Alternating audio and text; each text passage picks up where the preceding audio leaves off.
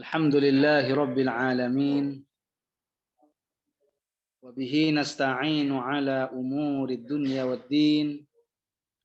Wassalatu wassalamu ala sayyidina Muhammadin ashrafil anbiya'i wal mursalin.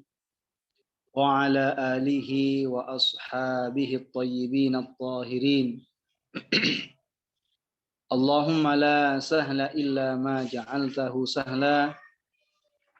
Wa anta ya hayyu ya qayyum taj'alul hazna idza syi'ta sahla. Allahumma 'allimna ma yanfa'una wanfa'na bima 'allamtana wa zidna 'ilman ya akramal akramin. Allahumma arzuqna al-ikhlasa fin niyyati wal qawli wal 'amal wa na'udzu bika min hali ahlin nar.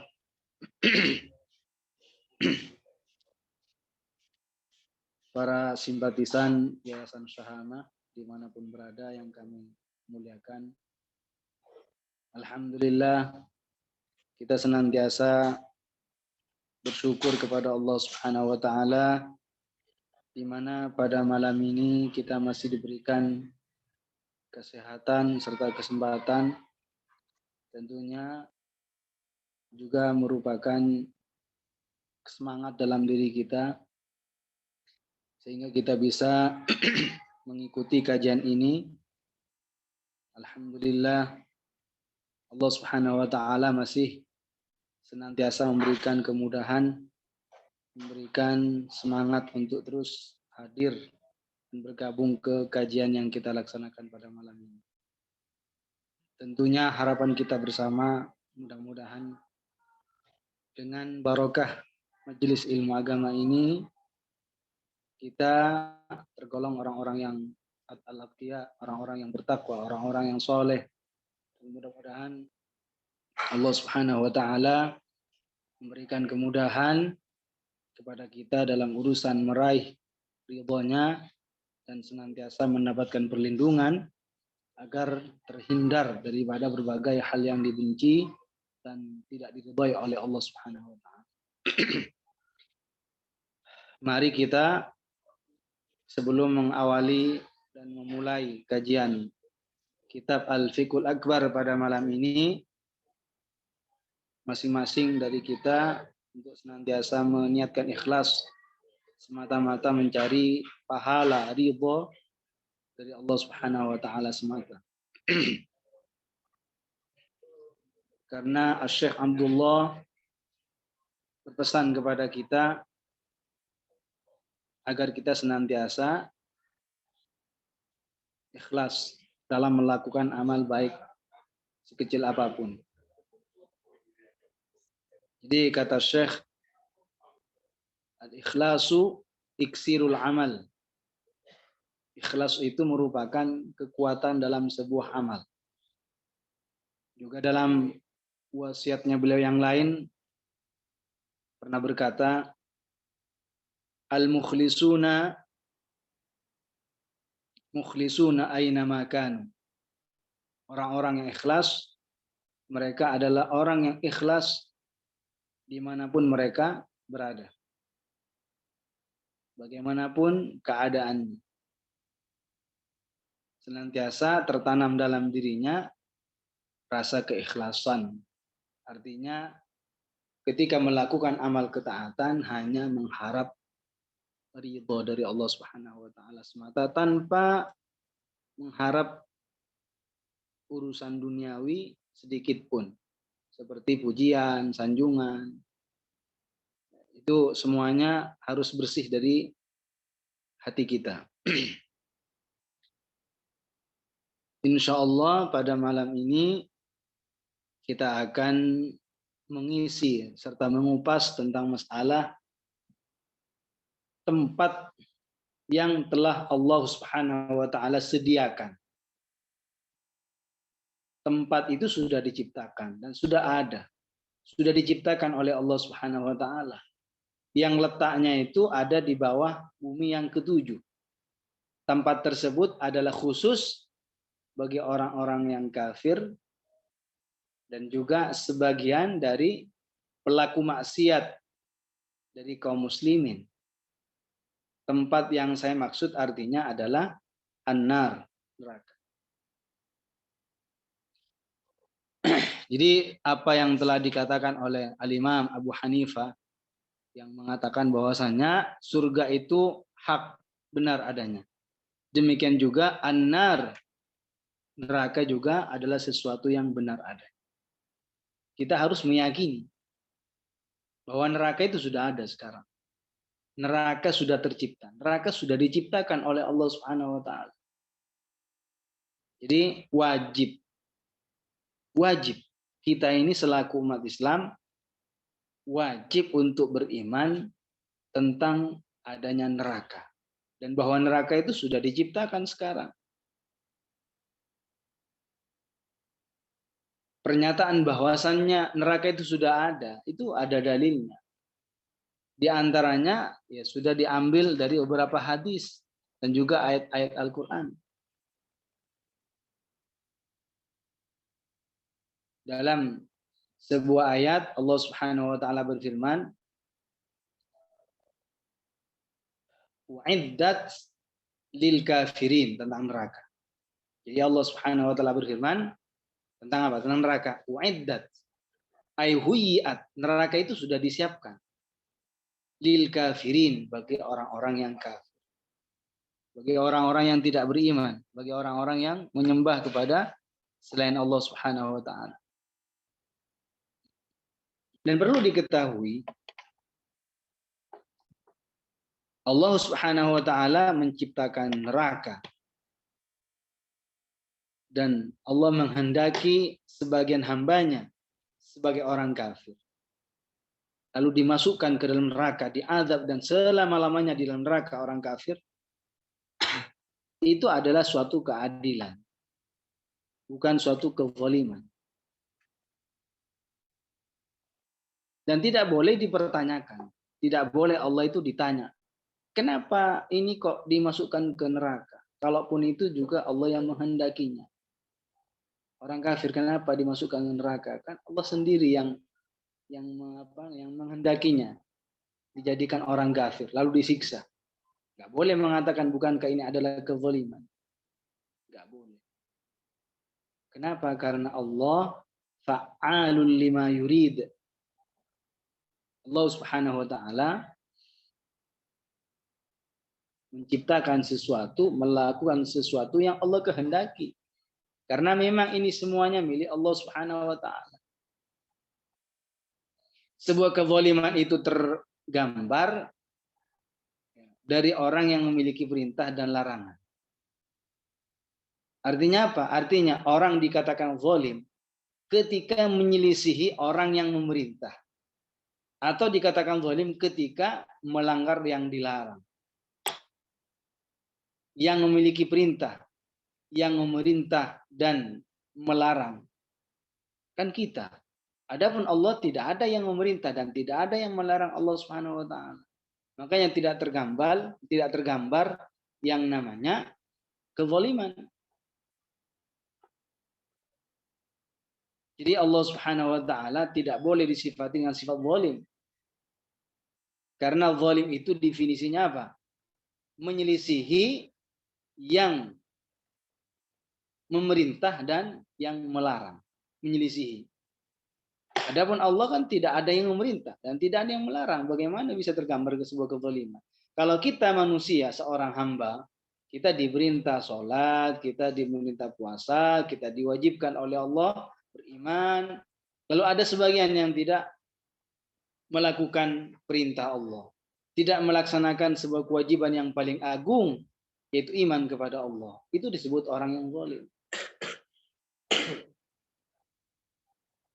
Karena kita ini diperintah. Kita ini diberikan beberapa larangan. Jadi ada hal-hal yang itu larangan bagi kita. Dan ada hal-hal yang Allah mewajibkan kepada kita.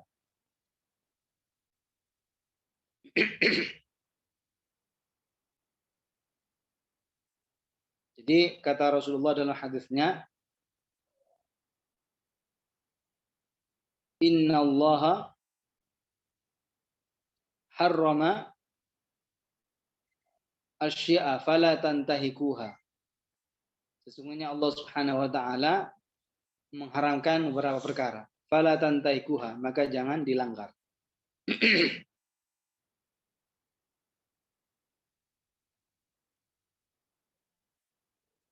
Dan begitu juga Allah Subhanahu wa taala memberikan kewajiban. Maka jangan dilalaikan.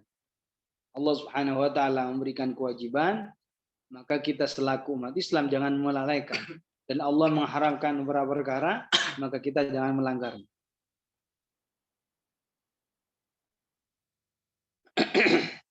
Jadi Allah Subhanahu wa taala menciptakan neraka itu untuk siapa?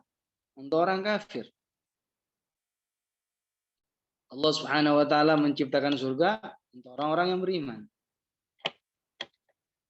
Allah menciptakan neraka sebagai tempat bagi orang-orang kafir di mana mereka itu di dalam neraka tidak akan pernah berhenti dari memperoleh azab. Tidak berhenti. Tidak ada istilah istirahat walaupun sekejap mata. Orang kafir itu mendapatkan azab dari Allah Subhanahu wa taala, jangankan kelak di akhirat dalam neraka. Ketika menjelang kematiannya saja pun sudah dipukul oleh malaikat azab. Dipukul. Jadi dalam hadis itu kalau mau mati didatangi oleh malaikatul azab, malaikat yang ditugas untuk menyiksa. Datang. Orang yang ada di sampingnya nggak lihat. Kemudian orang kafir itu dipukul oleh malaikat. Ketika dipukul sudah tidak berfungsi otot-ototnya, sehingga mau jerit saja pun nggak bisa. Nggak bisa, mau jerit, mau teriak nggak bisa, karena sudah tidak berfungsi, gara-gara dipukul oleh malaikatul azab. Kemudian ketika sudah dicabut rohnya, orang kafir itu dibawa oleh malaikat. Jadi oleh malaikat yang lain daripada selain malaikatul Azrail, malaikat Azrail. Karena roh itu ketika dicabut dari seseorang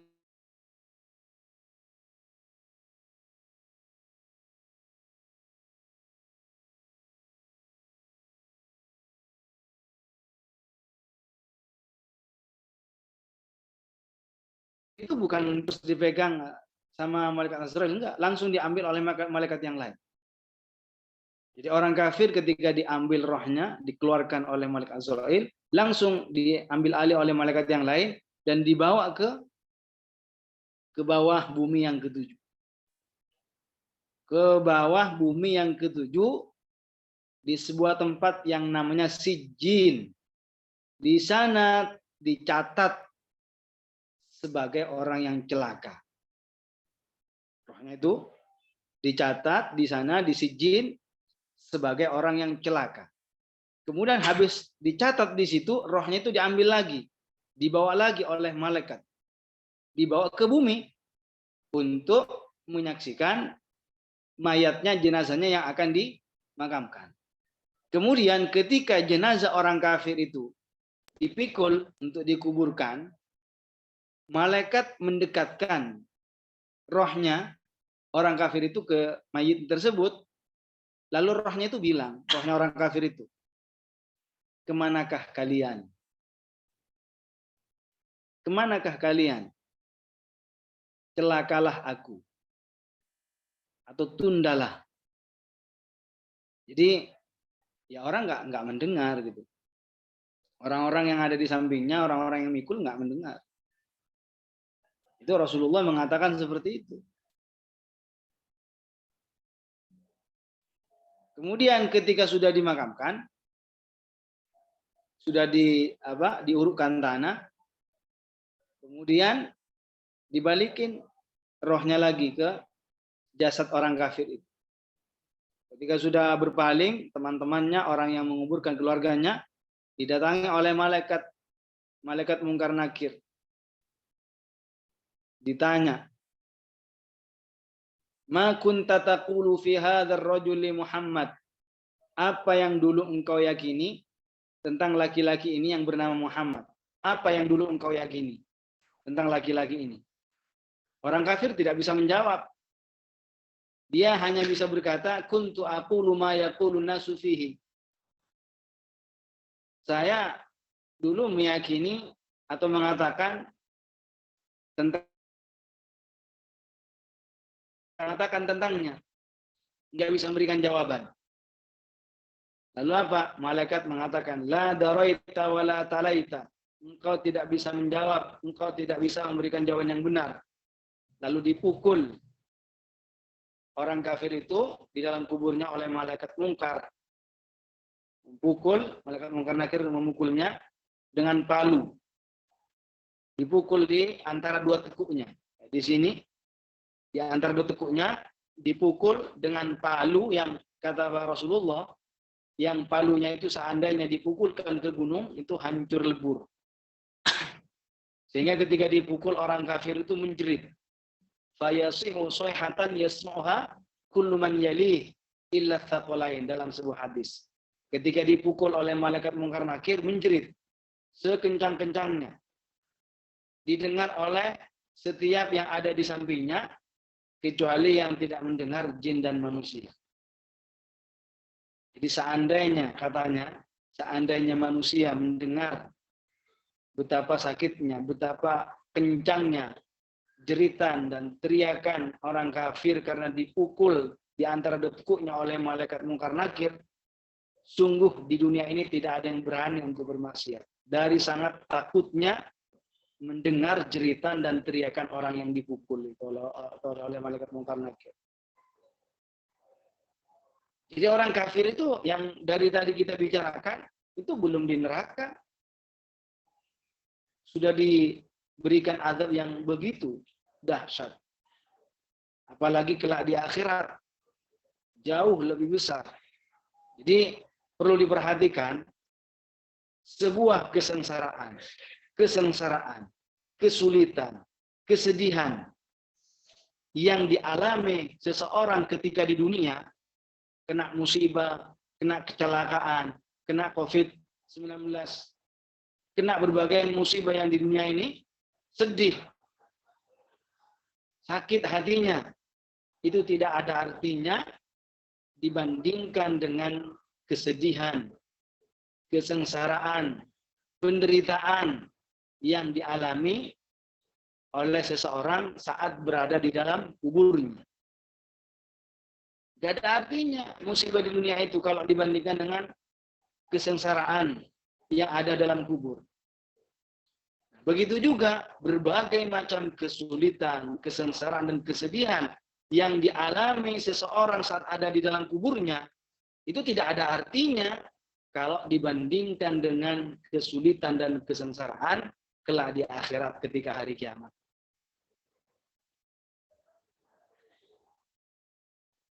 Itu. Jadi banyak orang yang mengeluh ke sana sini karena penderitaan yang menimpa pada dirinya di dunia, padahal itu tidak seberapa dibandingkan dengan penderitaan serta kesulitan yang ada dalam kubur. Di dalam kubur pun berbagai macam kesulitan sangat kecil dibandingkan dengan kesengsaraan dan kesulitan atau azab yang Allah berikan kelak di akhirat, yaitu di neraka misalnya. Sebaliknya, berbagai macam kenikmatan, berbagai macam kemewahan, berbagai macam kebahagiaan dan kemewahan yang dialami oleh seseorang ketika di dunia, itu tidak ada artinya dibandingkan dengan kebahagiaan orang yang mendapatkan nikmat kubur. Artinya apa? Nikmat kubur, saat mayit itu merasakan nikmat dalam kuburnya, seandainya ia diberikan tawaran untuk kembali ke dunia, nggak mau. Nggak mau. Jadi seandainya ada orang yang mati dalam keadaan bertakwa, lalu mendapatkan Ya bukan lalu, memang mendapatkan nikmat dalam kubur. Memang mendapatkan nikmat dalam kubur. Seandainya diberikan tawaran untuk kembali ke dunia, untuk menguasai dunia, nggak mau. Kenapa? Li'annahu wajada na'iman la matsila lahu fi kulli dunya. Karena ia telah mendapatkan nikmat yang tidak ada bandingannya dengan nikmat yang ada yang tidak ada bandingannya dengan nikmat yang ada dalam kubur. Artinya apa? Nikmat dunia sangat kecil, masih lebih besar yaitu nikmat dalam kubur. Nah, begitu juga kenikmatan yang diberikan oleh Allah Subhanahu wa taala, yang diberikan oleh Allah kepada mayit dalam kuburnya. Allah Subhanahu wa taala memberikan nikmat kepada sebagian hambanya di dalam kuburnya. Nikmat di dalam kubur itu masih kecil dibandingkan dengan nikmat yang Allah berikan kelak di akhirat, yaitu ketika mendapatkan surga. Ya, jadi masing-masing dari kita hendaknya senantiasa berintrospeksi diri, senantiasa mempersiapkan apa bekal yang paling bermanfaat setelah ia menuju kehidupan setelah kematian. Bekal yang paling bermanfaat, bekal yang paling berguna pada kehidupan setelah kematian hanya takwa kepada Allah Subhanahu wa taala, amal soleh. Amal soleh. Karenanya kita hidup di dunia ini hanya sementara, hanya sementara. Tidak tahu berapa lama lagi kita. Kita semakin bertambah umur, hakikatnya bukan semakin panjang umurnya, tetapi semakin jatah umur kita semakin terkurang. Jatah umur kita semakin berkurang.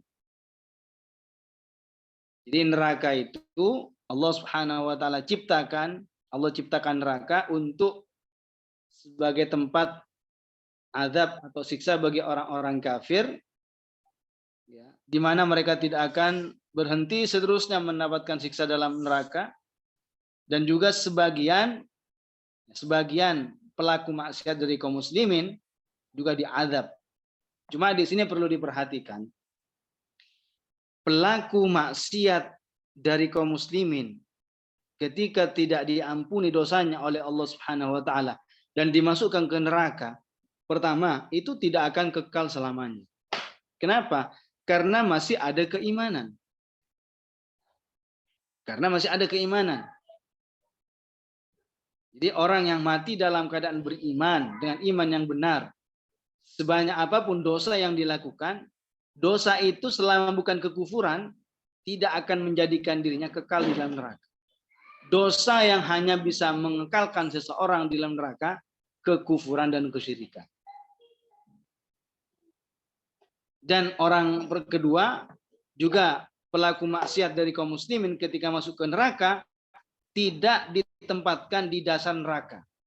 Tidak ditempatkan di dasarnya. Kenapa? Karena dasar neraka atau dasar jahanam itu khusus bagi orang-orang yang kafir. Bagi orang-orang yang kafir. Kemudian letak neraka itu berada di bawahnya bumi yang ketujuh, tetapi bukan langsung menempel dengan bumi yang ketujuh, terpisah. Jadi setiap kita ini kan ada di atas bumi. Ini ada katanya sejauh perjalanan 500 antara bumi dengan bumi yang berikut ada ruang kosong. Bentar. Ada ruang kosong. Jadi antara bumi dengan bumi yang kedua itu ada ruang kosong, yaitu perjalanan 500 tahun. Demikian juga bumi yang kedua, ketiga, keempat, kelima, keenam, itu tebalnya segitu, perjalanan 500 tahun, dan kekosongan antara bumi dengan bumi berikutnya itu juga perjalanan 500 tahun.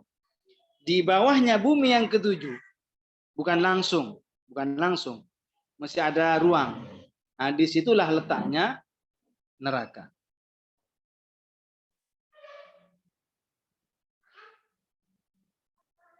Jadi wajib bagi kita untuk mengimani bahwa neraka itu ada dan sudah diciptakan.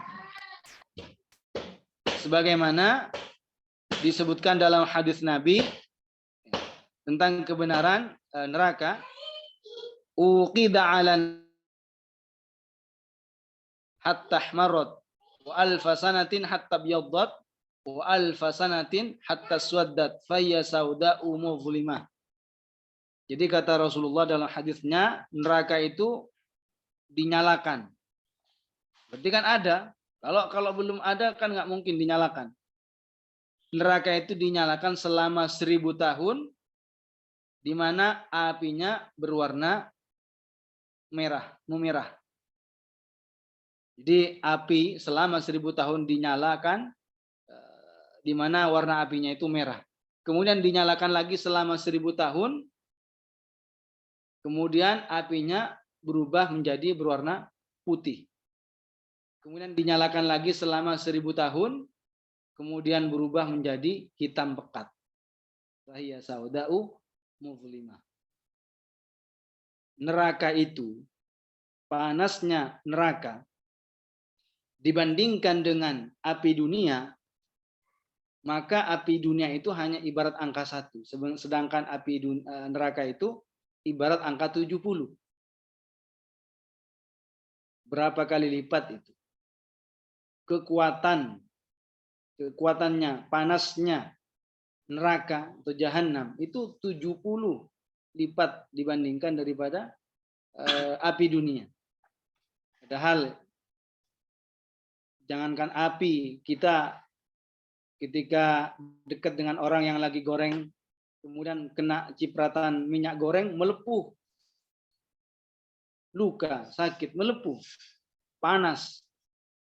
Bagaimana kalau berupa api yang mengenai badan kita? Bagaimana kalau mengenai diri kita api neraka yang begitu kuat itu, Makanya kita senantiasa berdoa atau meminta perlindungan kepada Allah Subhanahu wa taala dari 4 perkara. Min adzabil qabri, siksa kubur. Wa min adzabin nar, dan juga siksa neraka. Dan juga fitnah kehidupan, dan juga dajjal. Jadi dalam hadis disebutkan bahwa orang yang mengatakan Allahumma ajirna minan nar 3 kali, neraka itu berdoa mengatakan selamatkan orang itu. Allahumma ajirna minan nar, Allahumma ajirna minan nar, Allahumma ajirna minan nar. Ya Pak. Kemudian ketika kita berdoa seperti itu, neraka itu memohon kepada Allah Subhanahu wa taala agar orang yang membaca itu dijauhkan dari neraka. Jadi neraka itu tidak langsung menempel dengan bumi yang ketujuh, akan tetapi secara terpisah berada di bawah bumi yang ketujuh. Memiliki dasar tersendiri dan juga atap tersendiri. Jadi ada bawahnya, ada lantai ada dasarnya. Memiliki dasar, memiliki atap. Begitu. Kemudian Allah Subhanahu wa taala menjadikan badan orang kafir di neraka, di mana badannya itu dibesarkan oleh Allah Subhanahu wa taala. Jadi orang kafir itu badannya lebih dibesarkan daripada masih ketika di dunia. Supaya apa? Supaya dengan dibesarkan badannya orang kafir, siksaan atau rasa sakit yang mereka alami semakin merasa pedih. Kalau dibesarkan, coba bayangkan kalau kita tangan atau bukan tangan, telunjuk kena api, kepanasan, sakit. Bagaimana kalau seandainya sampai pergelangan tangan? Bagaimana kalau sampai ke siku? Bagaimana kalau seluruh tangan? Bagaimana kalau setengah badan? Bagaimana kalau seluruh badan? Bukankah itu semakin menyakitkan? Nah, ini orang kafir digedekan badannya, dibesarkan. Sampai-sampai dari besarnya tubuh orang kafir itu, gigi gerhamnya saja seperti gunung Uhud. Nah, jadi giginya saja, gigi gerhamnya orang kafir itu dibesarkan oleh Allah Subhanahu wa taala seperti gunung Uhud. Bayangkan, gerhamnya saja seperti itu. Bagaimana kepalanya, bagaimana badannya. Kemudian antara pundak ke pundak yang satunya, antara sini ke sini, punyanya orang kafir itu jaraknya perjalanan 3 hari. Artinya betul-betul dibesarkan oleh Allah Subhanahu wa taala, digedekan oleh Allah Subhanahu wa taala. Kenapa? Liyazdada adzaban, agar semakin bertambah mereka merasa sakit. Andai kata bentuk tubuh, postur orang kafir masih seperti ketika di dunia, maka niscaya mereka akan hancur dalam sekejap mata. Seandainya bentuk tubuh orang kafir itu masih persis seperti masih ketika di dunia, maka akan hancur lebur badan mereka, tubuh mereka, bilahzah, dengan sebentar. Kemudian mereka kekal selama-lamanya dalam neraka. La yamutu fiha wa la yahya. Artinya apa kata-kata ayat ini maknanya? La yamutu fiha. Artinya betul-betul mereka tidak mati. Sehingga kalau seandainya mati kan bisa istirahat, tidak akan merasa azab. Orang kalau disiksa di dunia, diazab, disiksa, dihukum, dimutilasi. Kalau sudah mati ya tidak akan merasa sakit. Misalkan ada orang dibunuh dengan cara biadab, dipotong tangannya, diambil telinganya, kan merasakan sakit itu. Dicolek matanya misalkan, diambil jantungnya misalkan. Tapi kalau seandainya kalau sudah mati, udah tidak akan merasakan rasa sakit lagi. Itu di dunia. Nah ini di akhirat, di neraka orang kafir nggak mati-mati. Sehingga seandainya mati kan bisa istirahat. Bisa istirahat daripada rasa sakit. Wala yahya, dan mereka tidak hidup. Artinya apa? Memang tidak hidup dengan kehidupan yang menyenangkan. Hidup, tapi hidupnya tidak menyenangkan. Selalu dalam azab. Berapa lama mendapatkan azab dalam neraka? Tidak ada batasnya. Seterusnya orang-orang kafir. Kemudian orang kafir di dalam neraka mendapatkan makanan. Di mana makanannya itu namanya dhari'. Apa itu dhari'? Sebuah pohon di mana memandang kepada pohon tersebut sangat tidak disukai. Pandangannya menjijikkan. Tidak disukai. Rasanya tidak disukai. Memiliki bau yang juga tidak disukai. Pokoknya sebuah pohon itu dimakan oleh orang-orang kafir, dan dimakan karena mereka bukan karena dipaksa, karena tidak ada lagi, karena sangat butuhnya, mereka lapar. Jadi seakan-akan mereka makan ini tanpa diinginkan, tanpa keinginan mereka, seakan-akan begitu. Allah Subhanahu wa taala berfirman, laisa lahum ta'amun illa min dhari'. Jadi mereka tidak memiliki makanan kecuali hanya dhari'.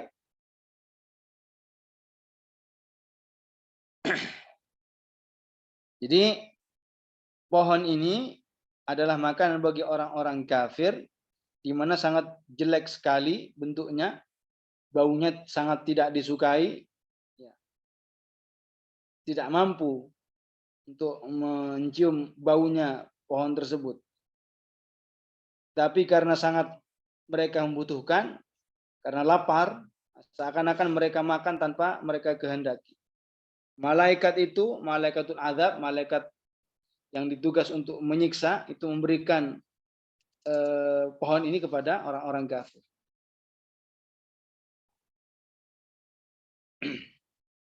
Kemudian minumannya orang-orang kafir adalah al-ghislin dan juga al-hamim. Apa itu al-ghislin? Daging yang sudah meleleh dan mencair, itulah minumannya orang kafir. Dan di dalam neraka, ketika orang-orang kafir sudah hancur lebur, meleleh dagingnya, Allah Subhanahu wa taala ganti dengan daging yang lain. Kullama nadijat juluduhum baddalnaha juludan ghairaha liyadhuqul adzab. Jadi ketika orang-orang kafir itu daging-daging mereka sudah mulai hancur lebur dan meleleh, maka Allah ganti lagi dengan daging-daging yang lain. Lelehan daging yang sudah meleleh dan sudah meleleh, itulah minuman orang-orang kafir. Begitu juga minumannya adalah al-hamim. Apa itu al-hamim? Al-ma al-mutanahi fil hararah. Yaitu air yang sudah sampai pada batas akhir dalam panasnya. Yang begitu panas sekali. Sudah sampai pada puncak di mana sangat panas sekali. Itulah minuman orang-orang kafir. Ketika mereka minum, maka usus mereka terputus-putus. Usus mereka terputus-putus. Kemudian mereka, pakaian orang kafir juga neraka. Pakaiannya adalah dari neraka. Juga Allah Subhanahu wa taala menciptakan di dalam neraka adalah hayat, beberapa ular. Jadi jangan dikira mereka itu di dalam neraka hanya mendapatkan azab berupa panasnya neraka, bukan. Tapi juga orang-orang kafir mendapatkan siksa dalam neraka, yaitu berupa digigit dan dililit oleh ular-ular yang begitu banyak. Banyak sekali. Banyak sekali.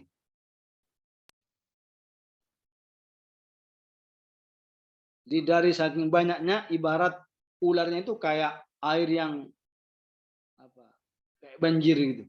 Kayak banjir. Banyak sekali. Dan juga kalajengking banyak sekali. Mereka yang akan menggigit. Mereka yang akan menggigit dan menyiksa orang-orang kafir. Adapun keberadaan surga di atas langit yang ketujuh, ini juga benar adanya. Sebagaimana disebutkan dalam hadis Nabi. Karena Rasulullah mengatakan, wa fawqahu, yakni al-firdaus arsyur rahman. Jadi di mana di dalam surga itu di atasnya yaitu adalah arsy. Jadi arsy itu merupakan atap bagi surga. Sedangkan jahanam atau neraka itu berada di bawah bumi yang ketujuh. Jadi neraka itu benar adanya, surga juga benar adanya. Jadi intinya bahwa kita sebagai orang yang berakal sehat pasti tidak akan mendapatkan kesulitan, tidak akan mendapatkan siksa sedikit pun kelak di akhirat. Maka solusi yang paling baik adalah kita senantiasa berusaha dimanapun kita berada dan bagaimanapun kondisinya untuk menetapi dalam ketaatan kepada Allah Subhanahu wa taala. Kata lain, agar kita terhindar dari berbagai kesulitan baik di dalam kubur atau kelak di akhirat, maka berusahalah untuk menjadi orang yang bertakwa. Kenapa? Karena kalau sudah mati dalam keadaan bertakwa, wafat dalam keadaan iman yang sempurna, la khaufun alaihim wa la hum yahzanun, kata Allah Subhanahu wa taala. Mereka ketika ajal mendekati dirinya enggak takut. Di dalam kuburan enggak sedih. Bahkan di akhirat pun mereka senang. Begitu.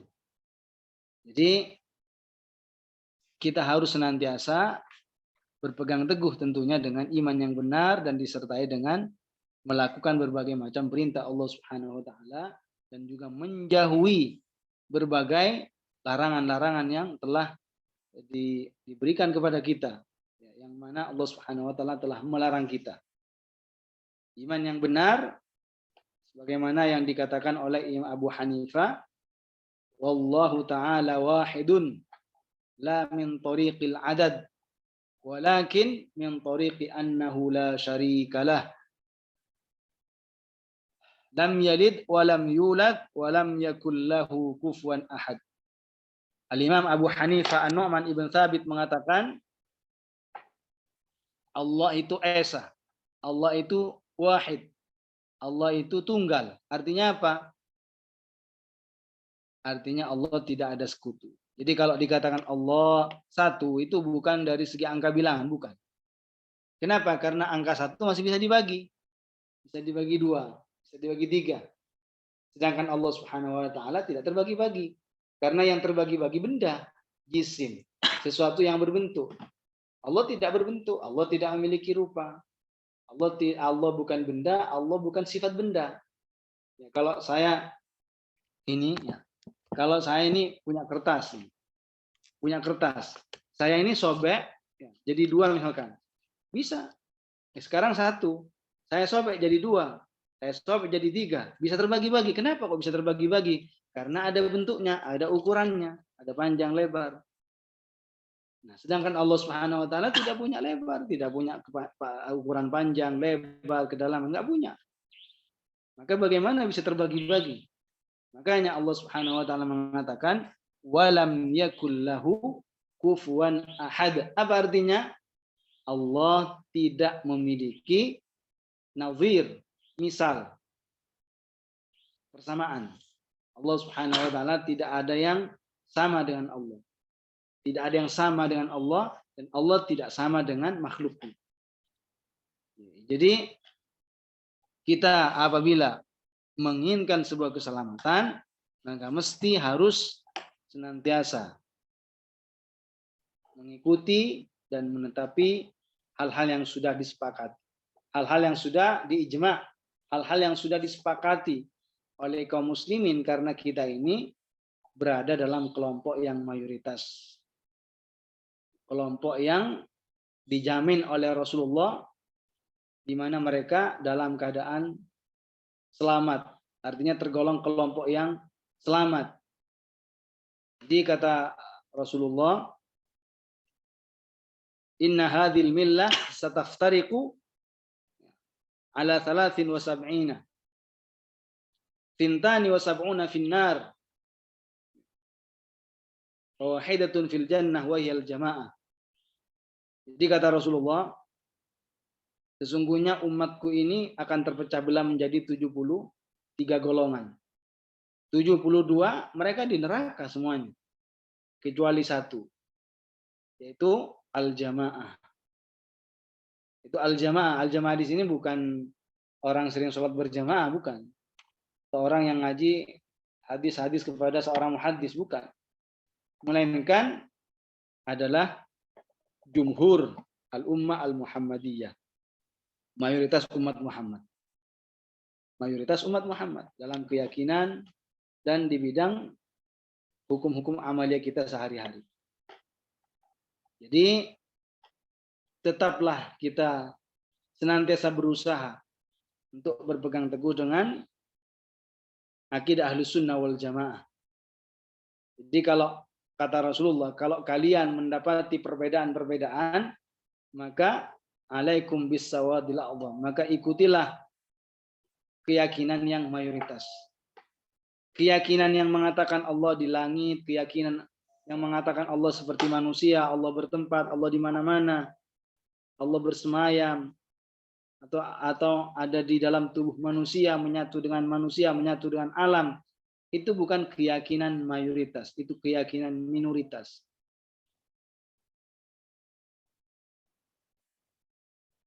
Abu Mansur Al-Baghdadi menukil ijma'. Apa kata beliau? Wa ajma'u ala annahu la yahwihi makan wa la yajri alaihi zaman. Kata beliau, telah sepakat para ulama kaum muslimin semuanya bahwa Allah tidak diliputi oleh tempat, wa la yajri alaihi zaman, dan tidak dilalui peredaran waktu dan masa. Ketika kita menafikan tempat terhadap Allah Subhanahu wa taala, ketika kita menafikan arah bagi Allah Subhanahu wa taala, bukan berarti menafikan Allah. Sebagian orang itu, Anda ini kalau mengatakan Allah ada tanpa tempat itu berarti Anda menafikan Allah. Kenapa? Karena sesuatu yang ada itu tidak masuk akal kecuali bertempat. Namanya sesuatu yang ada. Jadi kata orang-orang di luar kita, namanya sesuatu yang ada itu pasti bertempat. Bagaimana mungkin ada sesuatu yang ada tanpa bertempat? Nah, orang yang berpikir seperti itu sudah mulai mengkiaskan Khalik dengan makhluk. Itu sudah mulai menyamakan Allah dengan makhluknya. Allah tidak boleh disamakan.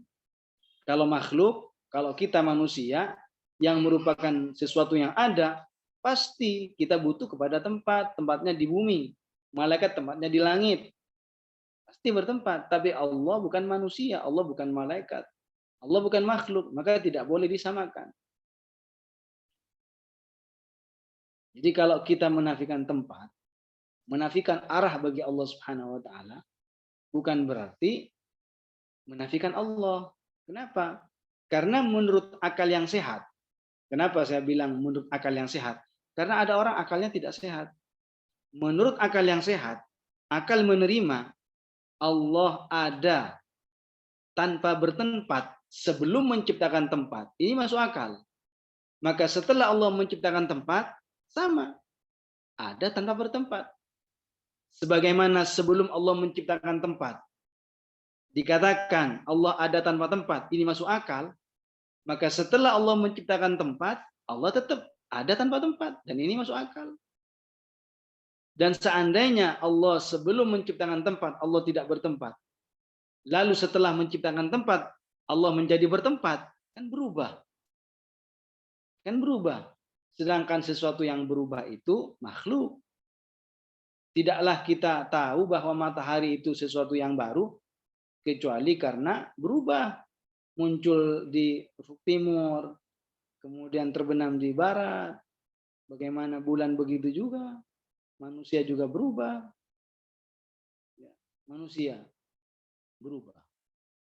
Dulu kita nggak seperti ini. Waktu kita terlahir dari seorang ibu, dari orang tua kita ketika lahir, nggak segede kita. Seperti ini. Kecil, lalu besar, berubah. Pokoknya yang tidak berubah hanya Allah Subhanahu wa taala. Subhanalladzi yughayyir wa la yataghayyar. Maha suci Allah yang merubah makhluknya. Wa la yataghayyar, dan yang tidak berubah. Dan Allah tidak berubah. Sifatnya tidak berubah, zatnya tidak berubah, dan perbuatannya tidak berubah. Inilah keyakinan umat Islam di seluruh penjuru dunia, bukan hanya di Indonesia, di berbagai tempat, bahkan dari masa Nabi Adam alaihissalam sampai sekarang dalam masalah berkeyakinan sama semuanya. Itu Allah ada tanpa tempat, karena itu semuanya keyakinan kita selaku umat Islam. Baik, insya Allah di pertemuan berikutnya kita akan melanjutkan dari kitab Al-Fiqhul Akbar. Nah, untuk malam ini saya kira kita sudahi ya. Mudah-mudahan apa yang kita bahas menjadi ilmu yang barokah, ilmu yang bermanfaat. Setelah kita mendengar beberapa penjelasan tentang neraka, mudah-mudahan kita senantiasa terus tertanam dalam hati kita rasa takut untuk bermaksiat kepada Allah Subhanahu wa taala. Dan mudah-mudahan Allah menjauhkan diri kita, memberikan perlindungan agar kita senantiasa melakukan ketaatan dan bisa menghindari berbagai macam kemungkaran. Mungkin ada yang mau bertanya di waktu yang tersisa ini.